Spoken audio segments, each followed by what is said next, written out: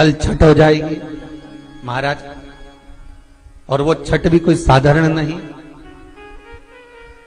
जिस छठ माता का स्मरण स्वयं भगवान कृष्ण के पुत्र सांब ने किया, जिस छठी माता को स्वयं कार्तिकेय जी को दिया गया, पूरा विश्व, हमारे बिहार साइड के जितने भगत लोग होते हैं आज से व्रत का क्रम प्रारंभ कर देते हैं महाराज। Please like, share and subscribe the channel and press the bell icon for new notification of videos. 36 घंटे का ये व्रत रहता है छठ का। स्नान, खाना, दूसरे दिन फिर वही क्रम में पूजन की तैयारी, भूखे रहना, सूर्य को अर्घ देना, उगते को डूबते को, और मां छठी का स्मरण करना।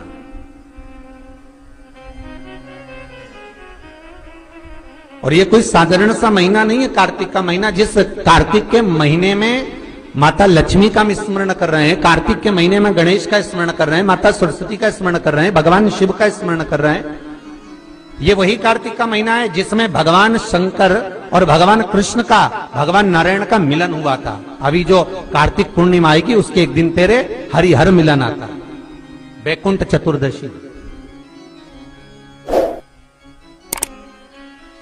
जिस दिन भगवान कृष्ण को, नारायण को, ठाकुर को बेलपत्र चढ़ती है, और भगवान भोले बाबा को, भगवान शिव को तुलसी का दल चढ़ता है।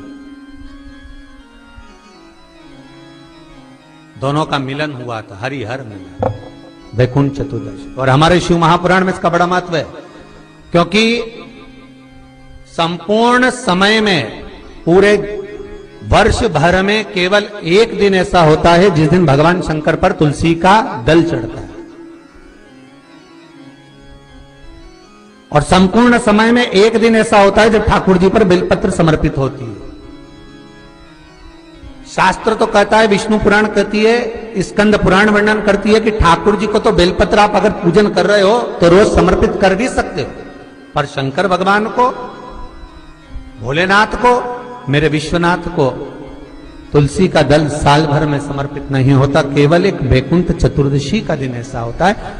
और उस बेलपत्र की भी बड़ी महत्वता है। और कार्तिक के महीने में अपन जब कथा श्रवण कर रहे हैं, आनंद ले रहे हैं, सुनने के लिए बैठे हैं, और मौका मिला है कार्तिक महत्तम को श्रवण करने का, तो एक एक महत्व को अपन समझ। उत्तर भारत के जो लोग हैं ये पूजन करते हैं दीपावली के बाद में छठ की पूजा, छठी।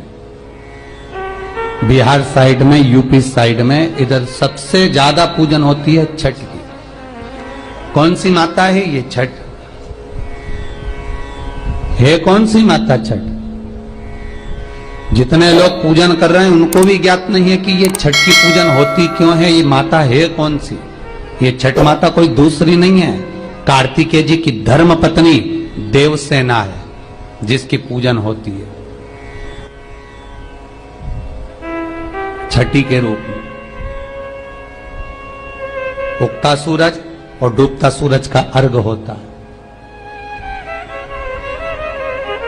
सबसे पहली छठ पूजन किसने करी थी?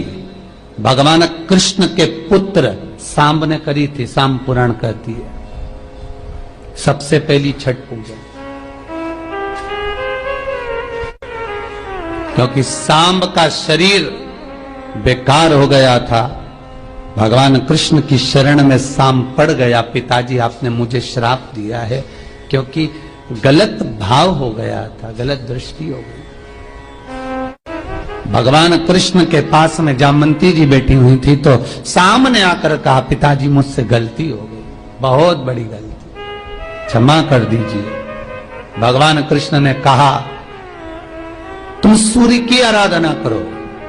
सूर्य की आराधना करी तो सूर्य कहते हैं तुम इंद्र की पुत्री देवसेना की आराधना करो।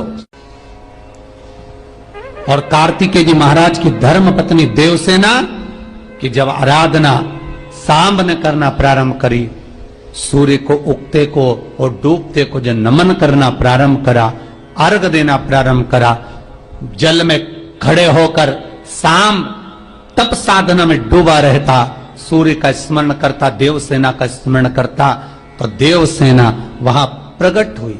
देवसेना ने कहा मैं भगवान की छठी कला हूं, मैं भगवान देवताओं की छठी कला हूं, इसलिए जगत में मैं छठी के नाम से पूजी जाऊंगी।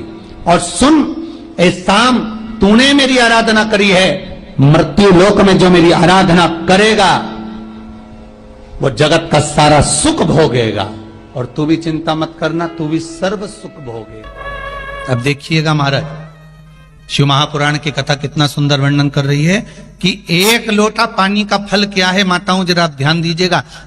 कई लोग कहते हैं गुरुजी आप पुरुषों को तो कहते ही नहीं हो कि एक लोटा पानी चढ़ाओ, कि पुरुष लोग मंदिर जाएं, कि पुरुष लोग भगवान शंकर का आराधना करें, पूजन करें। मेरा आप सबसे निवेदन है, इस व्यासपीठ से हमने कभी ये नहीं कहा कि माताओं आप जल चढ़ाओ, कि पुरुष आप जल चढ़ाओ। हम तो निवेदन सबके लिए करते हैं कि आप सब मिलकर, गला पकड़ रहा है बाबू, आप सब मिलकर आप शिव की आराधना करिए, आप सब मिलकर भगवान शंकर का आराधना करें। एक लोटा पानी, चाहे पुरुष हो, चाहे स्त्री हो, चाहे बच्चे हो, चाहे युवान हो, चाहे बड़े हो, वो जल शिव को समर्पित करें, शंकर को जल समर्पित करो, शंकर को जल चढ़ाइए। उसका फल क्या है महाराज? शिव जी की कुछ चीजें बड़ी प्रिय है। एक भस्म का त्रिपुंड, एक गले में रुद्राक्ष की, जम के बोलिए, माला, और अगर रुद्राक्ष की माला नहीं भी हो तो एक रुद्राक्ष आपके गले में हो,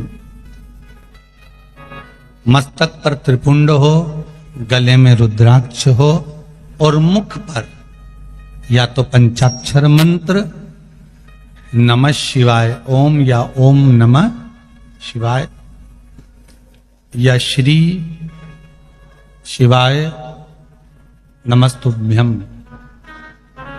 फिर से बोलिए, श्री शिवाय नमस्तुभ्यम, श्री शिवाय नमस्तुभ्यम। पंचाक्षर मंत्र या शिव महापुराण का मूल मंत्र, आप उसका कितनी विशेष महत्वता है इन मंत्रों की, आप लोगों के पत्र में वर्णन किया है, आप लोगों ने बड़ा सुंदर सुंदर बोला।